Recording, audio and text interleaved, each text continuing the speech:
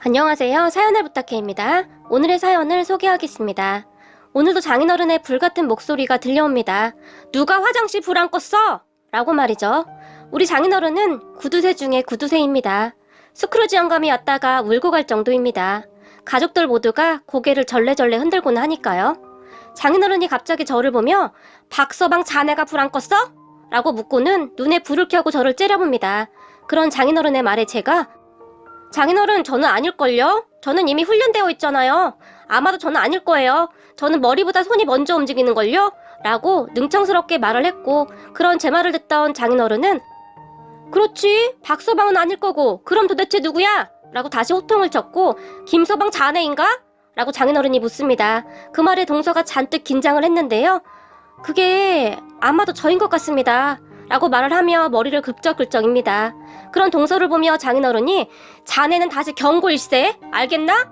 라고 소리를 질렀고, 동서는 그런 장인어른의 기세에 기가 눌렸던지 그저 네, 죄송합니다 라고 말을 해버립니다. 우리 장인어른은 그런 사람입니다. 어떠한 낭비도 허락하지 않는 분이죠. 저야 뭐 적응이 되었다지만 동서가 아직 적응이 안 된 모양입니다. 얼굴에 불만이 가득한 표정이네요. 저는 부모님이 교통사고로 일찍 돌아가셨습니다. 부모님이 돌아가시면서 보험금을 조금 남긴 것으로 알고 있는데 친척들이 그 돈을 다 빼돌렸고요. 그때 당시 저는 어렸기 때문에 딱히 뭘 할 수가 없었는데요. 다만 머릿속에 기억나는 장면이 하나가 있네요. 부모님이 돌아가시고 병원 장례식장에서 친가 가족들과 외가 가족들이 멱살을 잡고 싸움을 하던 장면이었어요. 우리 아들 보험금을 당신이 왜 가져간다는 거야? 라고 친할머니가 소리를 질렀고, 그런 친할머니에게 외할아버지가 내 딸 보험금도 거기 있잖아. 어디서 말을 함부로 하는 거야? 라며 장례식장에 떠내려가라 소리를 질러댔거든요. 그렇게 몸싸움까지 났고 장례식장을 두 가족이 완전히 뒤집어 놓았어요. 어린 나이였지만 그저 대단하다는 생각밖에 들지 않았던 것 같네요. 결국 싸움에서 이긴 것인지 뭔지는 잘 모르겠지만 저는 큰아빠 집에서 살게 되었고 그곳에서 구박덩이로 살았어요. 하물며 큰엄마는 밥 먹는 것도 눈치를 줬는데요. 눈치도 없이 새끼를 꼬박꼬박 다 먹어 라는 말도 서슴지 않고 했거든요. 그리고 혹시 치킨이나 피자를 먹을 때면 저보고 방 밖으로 나오지 말라고 하고는 자기들끼리 먹었는데 그 냄새가 제 방으로 다 새어 들어왔어요. 그 어린 나이에 얼마나 먹고 싶었겠습니까? 밥도 많이 먹지도 못하게 해서 항상 배가 고픈데 치킨 냄새가 새어 들어오니 눈물이 나도록 먹고 싶더라고요. 그리고 뱃속이 아리도록 아팠어요. 배가 고파서 말이죠. 지금 생각해보면 참 인간 같지도 않았다는 생각이 드네요. 저도 지금은 자식 낳아서 키우고 있는데 그 조그만 아이한테 어쩌면 그렇게도 모질게 할 수가 있었을까요? 그리고 제가 고3 때였을 거예요. 큰아빠에게 선생님이 대학 이야기를 꺼내는데요. 라고 계속 눈치를 보다가 정말 어렵게 말을 꺼냈는데요. 큰아빠가 그런 제 말을 듣다가는 대학은 뭔 대학이야? 대학은 가서 뭐하게? 돈이나 벌어 이놈아! 라고 말을 하며 비웃었어요. 그렇게 저는 고등학교를 졸업하고 큰 댁을 나와서 공사장을 맴돌면서 살았어요. 차라리 그게 마음이 더 편했던 것 같아요. 몸이 힘들긴 했지만 적어도 먹는 것은 마음껏 먹었으니까요. 그러다가 우연찮게 장인어른을 만나게 된 것입니다. 공사판에서 일을 하다가 사람들과 같이 짜장면을 시켰는데요. 그때 그곳으로 짜장면 배달을 온 사람이 장인어른이었어요. 배달을 온 장인어른은 배달통에서 짜장면을 내려놓으며 저를 유심히 봤어요. 그리고는 자네는 나이가 몇 살인가? 라고 저에게 물었어요. 이제 20살입니다. 라고 말을 하던 저에게 장인어른이 자네 우리 집에서 배달 한번 해볼 생각 없나? 배달하던 놈이 갑자기 안 나와서 큰일이네? 라고 말을 했지만 제가 별 관심을 보이지 않자 우리 집에 오면 숙박이 가능한데? 라는 제안을 했어요. 그 제안에 귀가 솔깃해져서 다음날부터 장인어른의 짜장면 가게에서 일을 하게 되었어요. 그리고 장인어른과 저의 인연은 그렇게 시작이 되었어요. 정말 숙박도 해결이 가능했고 식사도 그냥 먹을 수 있어서 저에게는 최고의 장소였어요. 장인어른은 엄청 깐깐하고 잔소리가 많았지만 큰아버지와 큰엄마의 구박에 비하면 정말이지 아무것도 아니었어요. 그리고 장인어른은 먹는 것은 절대 아끼지 않고 많이 먹여줬거든요. 그러던 어느 날 가게에 어떤 여자가 들어왔는데 장인어른의 딸이었어요. 맞습니다. 그 사람이 지금의 제 와이프입니다. 제가 한눈에 보고 반해버린 여자고 말이죠. 하지만 와이프는 제가 감히 쳐다볼 수도 없는 사람이었어요. 저와는 다르게 좋은 부모님 밑에서 부족함 없이 대학까지 다니고 있는 그런 여자였으니까요. 저는 그렇게 한동안 와이프를 가슴에 담아둔 채 멀리서 지켜만 보고 있었는데요. 그런 제 마음을 사장님이, 그러니까 지금은 장인어른이죠. 장인어른이 눈치채고 있었던 것 같아요. 어느 날 가게 문을 닫고 저에게 박군, 나랑 맥주 한잔 하자 라며 치킨 한 마리를 배달시켰는데요. 맥주와 치킨을 정신없이 먹어대던 저에게 장인어른이 이거 한 마리는 안 되겠다. 우리 보쌈도 하나 먹을래? 라고 묻더라고요. 그런 장인어른의 말에 제가 고개를 끄덕였고 잠시 후 보쌈이 배달되어 왔는데요. 보쌈을 맛있게 먹던 장인어른이 갑자기 박군 부모님은 어떻게 된 건가? 라고 묻더라고요. 그런 장인어른에게 어릴 때 교통사고로 돌아가셨습니다. 라고 아무렇지도 않게 말을 했는데요. 그럼 그동안 박군이 고생이 많았겠구나. 라고 묻더니 그런데 참 잘 컸다. 라고 말을 하면서 제 등을 쓰다듬어 주셨어요. 장인어른의 말을 들으며 입안 가득 보쌈을 넣고 우적우적 먹고 있었는데요. 제 눈에서 갑자기 눈물이 뚝뚝뚝 떨어지기 시작했어요. 그동안의 서러움이 복받쳤던 것 같아요. 그런 제 모습을 보며 장인어른이 어이구 이놈아, 입에 있는 거나 다 먹고 울던지, 어이구 콧물에 눈물에 내가 아주 더러워서 못 보겠다 라고 말을 하면서 화장지를 가지고 오더니 제 눈물과 콧물을 직접 닦아줬어요. 무뚝뚝한 것 같았지만 어딘지 모르게 사람의 마음을 정확히 아는 분이라고 해야 할까요? 제가 어떠한 것에 상처를 받고 있고 힘들어하고 있는 것인지 한 번에 알아봐 주셨어요. 생각해보세요. 고아라고 하면 다들 삐뚤어진 시선으로 바라보기가 일쑤였거든요. 그런데 그런 저를 보며 잘 컸다니요? 저에게 그런 따뜻한 말을 해준 분은 장인어른이 처음이었던 것 같습니다. 제가 그때까지 가장 많이 들었던 말이 고아가 그럼 그렇지 라는 말이었거든요. 그런 장인어른의 말을 들으며 눈물 콧물을 다 빼면서 목이 메어 있었는데요. 장인어른이 그런 저를 보며 박군, 너 우리 은지 좋아하냐? 라고 묻더라고요. 그 말에 제가 깜짝 놀라서 아닙니다 사장님. 제가 감히 어떻게 사장님 따님을 이라고 말을 했는데 그런 제 말을 듣던 장인어른이 아니 네가 어디가 어때서? 이 녀석아, 남자가 배포가 커야지 라고 말을 하면서 제 등짝을 힘껏 내리쳤어요. 그러더니 저에게 박구나, 너 학교 다닐 때 공부 잘했지? 라고 한마디를 더 물었어요. 그런 장인어른의 얼굴을 제가 그저 멍이 바라봤는데요. 내가 이래봬도 사람 보는 눈이 조금 있어. 사람 얼굴 보면 딱 보여. 근데 박군 너는 공부를 해서 먹고 살 팔자야. 너 공부하는 거 좋아하지? 공부 더 하고 싶었지? 라고 묻더라고요. 그런 장인어른의 말에 문득 생각이 났어요. 저는 수학이 참 좋았어요. 참 신기한 것이 복잡한 문제일수록 끝까지 파고들어서 풀어나가는 것이 그렇게 재미가 있을 수가 없었어요. 그래서 그랬는지 성적이 나쁘지는 않았던 것 같네요. 다만 같은 반 친구들이 시험을 보고 나면 고아 주제에 어떻게 나보다 성적이 더 좋아? 너 컨닝했지? 라고 괴롭혀서 오히려 알면서도 틀린 적도 있었어요. 부잣집 애들보다 성적이 잘 나오면 선생님조차도 저를 의심하기도 했거든요. 그리고 집에서 공부를 하기 위해 불을 켜놓고 있으면 큰엄마가 너 가르칠 돈 없다. 공부는 무슨 공부야. 잠이나 자. 전기세 아까우니까. 라는 말을 항상 했기 때문에 저는 공부를 해야 한다는 생각을 못했어요. 그런 장인어른의 말에 제가 수학 문제를 풀 때는 시간 가는 줄 모르고 풀긴 했어요. 그런데 공부를 썩 잘하지는 못했어요. 라고 씩 하고 웃었는데요. 장인어른이 저에게 봤구나. 사람은 배워야 하는 거다. 그래야 살면서 무시 안 당하는 거야. 알겠냐? 앞으로 배달일 줄여줄 테니까 학원 다녀라. 나머지 시간은 내가 알아서 배달하마. 라고 말을 했어요. 그리고 혹시 모르는 문제가 있으면 은지한테 물어보고 내가 이야기해놓마. 알겠냐? 라고 말을 하며 저를 바라봤어요. 저는 그때까지도 잘 이해가 되지 않아서 그저 장인어른만 바라보고 있었는데요. 장인어른이 그런 제 등짝을 내려치더니 알겠냐고 이놈아! 라고 말을 했어요. 그리고는 힘들 거야. 일하면서 공부하는 것이 어디 보통 일이겠냐? 그런데 해야 한다. 너는 꼭 해내야 한다. 그래야 사람들이 너를 고아라고 함부로 하지 않는 거다. 라고 말을 했는데 그때 당시 장인어른의 눈에는 아련함 같은 것이 가득했던 것 같습니다. 그리고 며칠 뒤부터 저는 일이 일찍 끝나면 학원을 다녔는데요. 장인어른의 말대로 정말 많이 힘이 들었어요. 늦게까지 공부를 하다가 코피를 쏟은 것이 한두 번이 아니었던 것 같아요. 그렇게 제가 삐쩍삐쩍 말라가자 어느 날 장인어른이 봤구나. 오늘은 나랑 어디 좀 가자. 라고 말을 하더니 한의원에 데려갔는데요. 우리 애가 요즘 몸이 많이 피곤해서 그러는데 제일로 좋은 보약 한 잔만 해주소. 라고 말을 했어요. 그런 장인어른을 제가 놀란 눈으로 바라봤는데요. 장인어른이 제 눈을 애써 피해버리며 요즘 코피도 많이 썼고 애가 꼴이 영 말이 아니네요. 라고 한의사를 보며 말을 했어요. 그렇게 한약을 주문해 놓고 나오는데 장인어른이 저를 보며 걱정 마 이놈아, 네 월급에서 깔 거니까 라고 말을 하더니 저를 데리고 꽤 비싼 소고기집으로 들어갔어요. 그리고는 오늘은 둘이 몸보신 좀 한번 해보자 라고 말을 하고는 소고기를 굽기 시작했는데요. 제가 생각했던 것보다 훨씬 많은 양의 소고기를 시켰는데 저는 계속 먹기만 했고 장인어른은 계속 굽기만 했어요. 맨날 눈칫밥만 먹고 자랐었는데 장인어른은 고기 한 점 제대로 먹지도 않고 고기를 굽기 바쁘게 많이 먹어라, 많이 먹어야 힘을 내서 공부를 하지, 얼른 더 먹어, 여기 고기 아주 많다 라고 말을 하며 제 그릇에 고기를 쌓아두기 바빴어요.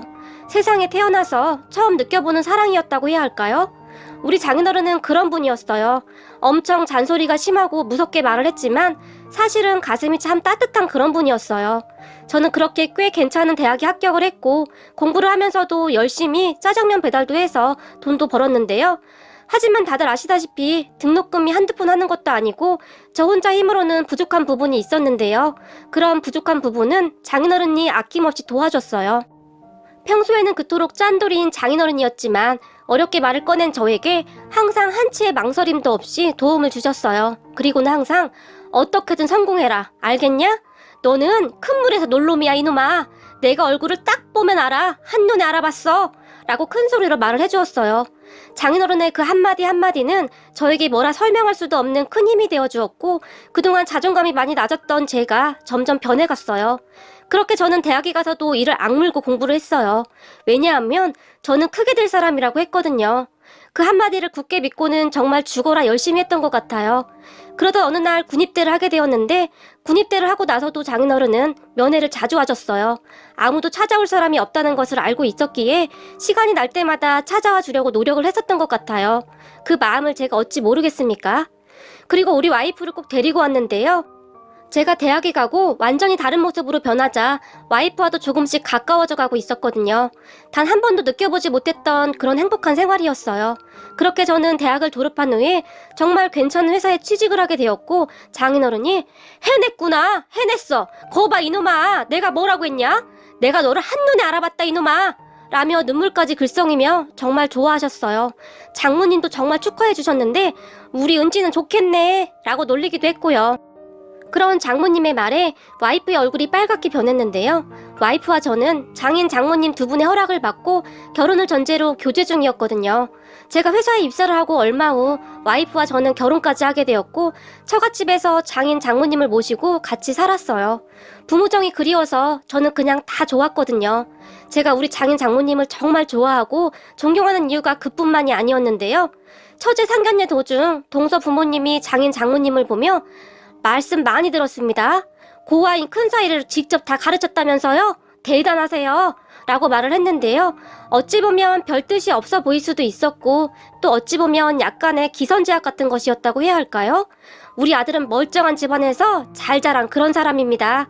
잠깐이지만 그런 느낌이 들었던 것 같아요. 유난히 고아 부분을 강조해서 말을 했거든요. 그런데 식사를 하던 장인어른이 갑자기 젓가락을 탁 하고 내려놓더니 고아가 아니라 제 사이지요. 사이도 자식인데 말씀이 조금 지나치신 듯합니다 라고 단호하게 말을 했어요. 장인어른의 말에 사돈어르신들이 어쩔 줄을 몰라 했는데요. 말 한마디 한마디가 당사자한테는 비수가 되어 꽂히는 법입니다. 그리고 제가 아무리 도와줘도 지가 못 받아먹으면 어림도 없는 일이지요. 근데 우리 큰사위는 대학 다니면서 거짓 내내 장학금을 받고 다녔어요. 사돈도 땡땡대학교 아시죠? 바로 그 대학교에서 말이죠. 그리고 사돈, 땡땡 회사도 아시죠? 우리 사이가 지금 거기서 팀장으로 있어요. 승진에서도 한 번도 떨어진 적이 없어요. 아주 든든합니다 라며 아주 신이 나서 말을 했어요. 장인어른은 항상 사람들에게 저를 그렇게 설명하곤 했어요. 그런 장인어른의 말에 장모님이 장인어른의 옆구리를 쿡쿡 찔러댔지만 장인어른은 내가 요즘 아주 살맛이 납니다 라는 말을 잊지 않았고 말이죠. 장인어른은 그렇게 언제 어디서나 제 편이 되어주었어요. 그런데 어느 날 장인어른의 이야기를 듣게 되었는데요. 사실 나도 고아였네. 그래서 자네의 마음을 누구보다도 잘 알지. 내가 중학교를 막 졸업하고 고등학교에 들어갔는데 공부가 싫어서 못된 짓만 하다가 퇴학당했어. 그렇게 막노동판을 돌다가 어느 날 우리 장인을 만났어. 장인이 아무 말도 없이 짜장면 만드는 것을 배워보라고 하더구만. 그리고 고등학교 검정고시 공부를 시켰어. 대학까지 가라고 했는데 나는 공부에 영 흥미가 없었어. 그런데 짜장면 만드는 것이 그렇게 즐거울 수가 없었네. 라고 말을 하더니 옛날 생각이 나는지 장인어른의 눈가가 촉촉해집니다. 그리고는 장인어른이 다시 입을 열었는데요. 우리 장인어른이 항상 하던 말이 있었어. 없는 사람 무시하지 마라. 나보다 약한 사람 무시하지 마라. 그러면서 우리 가게에 오는 애들한테 그렇게 잘했네. 특히 부모가 없는 애들한테 짜장면을 공짜로 참 많이 주기도 했어. 아이들이 자존심 상할까봐 눈치까지 보면서 말일세. 나는 그런 장인어른을 만나서 세상을 보는 눈을 바꿨네. 그때 당시 우리 장인어른이 짜장면을 공짜로 많이 준다는 소문이 났었는데 한 번은 가게에 어떤 꼬마가 들어왔었네. 한 7살쯤 되어 보였나? 나는 장인어른이 시키는 대로 짜장면을 만들어서 아이에게 가져다 줬네. 딱 봐도 옷을 허름하게 입은 아이였어. 돈을 낼 수가 없는 아이였지. 그런데 아이가 짜장면을 딱 반절만 먹고는 더 먹지를 않는 거야. 그렇게 눈치만 계속 보고 있는데 그 모습을 가만히 지켜보던 우리 장인어른이 왜 더 안 먹어? 얼른 다 먹어. 아저씨가 포장 하나 더 해줄 테니까. 라고 말을 하더구만. 그러더니 나보고 한 그릇 더 포장을 해주라고 하더구만. 알고 보니 항상 같이 오던 할머니가 몸이 안 좋아서 같이 못 왔던 모양이야. 그래서 딱 반절만 먹고 반절은 할머니에게 가져다 주려고 했었던 것이지. 그리고 우리 장인어른은 그런 아이의 마음을 정확하게 이해하고 있었던 것이지. 그리고 나는 그때 다짐했었네. 장인어른 같은 사람이 되어야겠구나 하고 말일세. 라고 말을 했는데요. 그런 장인어른의 이야기를 듣다 보니 실제로 장인어른은 정말 좋은 일을 참 많이 하고 있었어요. 주기적으로 고아원에 방문해서 짜장면을 만들어서 먹이기도 했고 여기저기 후원도 참 많이 했습니다. 하지만 단 한 번도 아까워하지 않았어요. 항상 얼굴에 미소가 가득했거든요. 그리고 저도 그런 장인어른을 따라 배워가고 있었습니다. 그런데 얼마 전에 장인어른 가게에서 일을 도와주고 있었는데요. 주말에 일손이 부족하면 제가 가게 일을 도와주고 있거든요. 바삐 일을 하고 있었는데 낯익은 남자 한 명이 들어왔어요. 그래서 자세히 보니 큰아버지였어요. 근처에 볼 일이 있어서 지나가다가 들어왔다고 하는데 저를 보던 큰아버지의 표정은 뭐라고 설명할 수가 없었는데요. 너 짜장면집 종업 안 됐냐? 그래도 네 주제에 출세했다. 라고 얼굴에 비웃음이 가득한 채 물었는데요. 그리고는 여기 간짜장 하나 갖다 줘라. 라고 주문을 했어요. 큰아버지에게 뭘 크게 기대한 것은 아니었지만 그래도 오랜만에 만난 조카의 안부 정도는 물어도 될 듯 하던데 그 집안 사람들은 참 인정머리라고는 찾아볼 수가 없는 사람들이었어요. 그런 큰아버지를 제가 그냥 모른 척하고 지나가려고 했는데 그런 우리 모습을 보던 장인어른이 갑자기 큰아버지 앞에 성큼성큼 다가오더니 누구신가? 라고 물었어요. 큰아버지세요. 라고 제가 짧게 말을 했어요. 아이고 인사가 늦었습니다. 우리 사위 키워주신 분인가 보군요. 라고 장인어른이 말을 했는데요. 그 말을 듣고 있던 큰아버지가 상당히 놀란 표정으로 사위요? 라고 짧게 물어봤어요. 그럼 큰아버지에게 장인어른이 예, 우리 귀한 사위지요. 공휴일에는 집에서 쉬라고 하는데도 굳이 와서 도와주네요. 큰 회사 다니느라 피곤할 텐데 말이죠. 라고 말을 해버렸어요. 그러더니 우리 사위가 땡땡 회사 다니거든요. 땡땡 회사 알죠? 거기 팀장입니다. 라고 말을 하며 큰 소리로 웃었어요. 그런 장인어른의 말을 듣던 큰아버지가 들고 있던 젓가락을 떨어뜨렸는데요. 니까짓 게 어떻게 그 큰 회사를 들어갔냐? 라고 물었어요. 그 말에 장인어른의 표정이 굳어졌는데요. 니까짓 거라니요? 남이 귀한 사위한테 우리 사위는 이제 그쪽이 그렇게 함부로 할 사람이 아니거든요? 라고 말을 해버렸어요. 그 순간 큰아버지의 표정은 뭐라 표현할 수도 없이 구겨져 버렸는데요. 먹던 음식도 다 먹지 못하고 놀라서 가버렸어요. 그런데 얼마 후에 다시 찾아와서는 하는 말이 니네 형이 말이다. 사업을 하잖니? 그런데 네 얘기를 하니까 잘 되었다고 그렇게 좋아하지 않겠니? 마침 니네 회사와 거래를 터야 하는데 네가 거기 팀장이라며 네가 힘 좀 써주면 잘 될 것 같다고 하던데 네가 힘 좀 한번 써주면 안 되겠냐?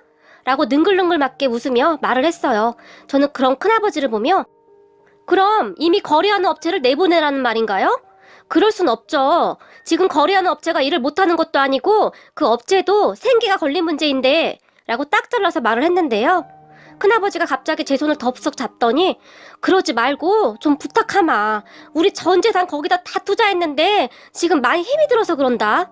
그 업체랑은 피 한 방울 안 섞였지만 너랑 나랑은 같은 피가 흐르는 가족 아니더냐? 라고 말을 했는데요. 사람이 어쩌면 그렇게 뻔뻔할 수가 있나요? 우리 부모님 보험금도 다 가져다 쓰고 그렇게 구박까지 하고는 어떻게 이런 부탁을 할 수가 있을까요? 제가 그런 큰아버지의 손을 매정하게 뿌리쳐버리며 그렇게 사니까 평생 일이 안 풀리죠. 사람이 마음을 곱게 써야 일이 잘 풀리는 겁니다. 예전이나 지금이나 변한 게 하나도 없네요. 우리 부모님 보험금 가지고 멱살 잡고 싸울 때부터 당신들은 인간들이 아니었어. 알겠어? 그런데 지금 나보고 다른 사람 밥줄을 끊어서 당신네 먹여 살려달라고? 내가 왜 그래야 하는데? 하루 밥 3번 먹는 것도 눈치를 준 당신들한테 웃기는 소리 하지 말고 그만 가시죠. 그리고 우리 회사에 들어올 생각도 하지 말고 당신들보다 더 열심히 사는 사람들이 얼마나 많은 줄 알아? 라고 처음으로 마음속에 있던 말을 쏟아내버렸어요.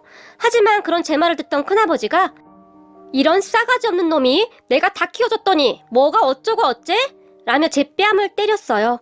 그리고 그런 모습을 멀리서 지켜보던 장인어른이 순식간에 우리에게로 뛰어왔는데요. 당신이 뭔데 내 사위를 때려! 라고 소리를 지르더니 큰아버지의 멱살을 있는 힘껏 움켜잡고는 바닥에 내팽개쳐버렸어요. 정말 순식간에 일어난 일이었고 다들 깜짝 놀라 있었는데요. 큰아버지는 그렇게 쌍욕을 하고 나가버렸어요. 그리고 장인어른이 저를 보며 아주 잘했다. 아주 잘했어. 사람이 가끔은 그렇게 할 말은 다 하고 살아야 하는 거야. 내 속이 아주 다 시원하네. 내가 뭘 했냐? 성공하면 아무도 너 못 건드린다고 했지? 앞으로도 그렇게 당당히 살아. 알겠냐? 라고 말을 하면서 큰 소리로 웃었어요. 살면서 뺨을 얻어맞고도 오히려 그렇게 속이 뻥 뚫린 듯 시원했던 적은 처음이었던 것 같네요. 그리고 저는 사촌형이 운영한다는 회사를 몰래 한번 확인해 봤는데요. 엉망진창이더라고요. 사업을 한다는 사람이 그렇게 운영을 하고 있으니 잘 될 리가 있겠어요? 오늘 내일 망해도 전혀 이상하지가 않을 상황이더라고요. 그런 것을 보는데 왜 이렇게 통쾌한 것인지 모르겠네요. 그동안의 제 울분이 다 씻겨 내려가는 기분입니다. 평생을 안고 있었던 장례식장에서의 그 서름을 이제야 떨쳐낼 수가 있을 것 같네요.